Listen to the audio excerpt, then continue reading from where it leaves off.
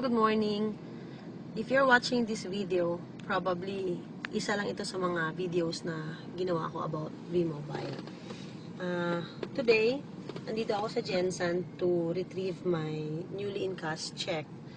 Yan yung date, and yan yung amount. That's 117,000 plus. So, kaya ko pinapakita itong check hindi ko pinagyayabang. Dahil tinuloy-tuloy ko lang yung V-Mobile. Kaya ako nagkaka-check ng ganito. Sa buhay po ng isang tao, maraming trials sa darating. Pag malalim yung dahilan mo sa buhay, mas gusto mo maging asensado, or pag malalim yung rason mo, mas nagbibigay ka ng oras, mas nagbibigay ka ng panahon, inaaral mo yung negosyo at ginagawa mo. Laking pasalamat ko, hindi ako nagpadala sa mga kwento ng iba or paninira ng iba na scam daw kami. You know what? This is not the first time na nakahawak ako ng checking ganito. Tuloy-tuloy lang po siya. So kung scam to, di wala na to, di ba? So sana po kung kayo ay katulad ko rin, na malalim yung mga dahilan sa buhay kaya nyo ginagawa, huwag na kayong magdalawang isip. Huwag na kayong magpadala sa mga kwento ng iba. Tanungin mo lang lagi yung sarili mo. Kontento ka ba sa buhay mo? Kasi ako hindi. Although pinanganak ako, sabihin mo, probably I was born with a silver platter. Hindi naman super yaman, pero yung tatay at nanay ko, they see to it na ma-enjoy ko yung buhay, na hindi maghirap.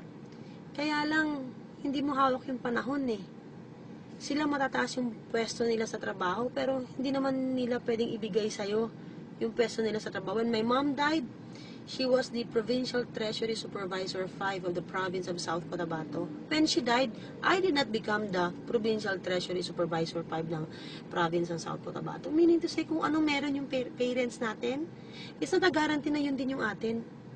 Yes, may properties kami, but you know what? Pwedeng mawala. But because of V-Mobile, doon ko binubunot or doon ko hinuhugot yung aking willpower to go on. Kasi alam mo na kung gawin mo lang siya ng tama, you can have this check. Maybe not this big, but you can have an income. You can have an extra income. Sa V-Mobile yan. Kaya kaibigan, kung pinapanood mo ang video ito, forget about what you have heard about V-Mobile. Just ask yourself, willing ka bang pag-aralan ito? Willing ka bang gawin ito? Dahil ito nakakabigay talaga ng extra income. Kung nangyari sa akin, pwedeng mangyari sa'yo. Buksan mo lang yung isipan mo. Buksan mo lang, friend.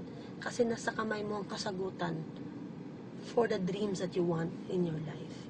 So, kung gusto nyo pang malaman ano yung V-Mobile, you can add me sa Facebook, www.facebook.com/Junette Hortado, or you can go to our website, which is www.vmobileroyalfalcons.com.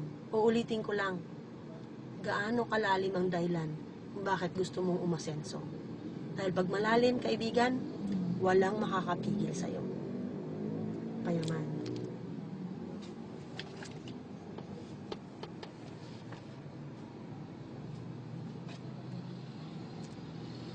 Ulitin ko hindi ang skills, hindi ang talino, ang ugali mo ang magdadala sa'yo sa taas. It's you.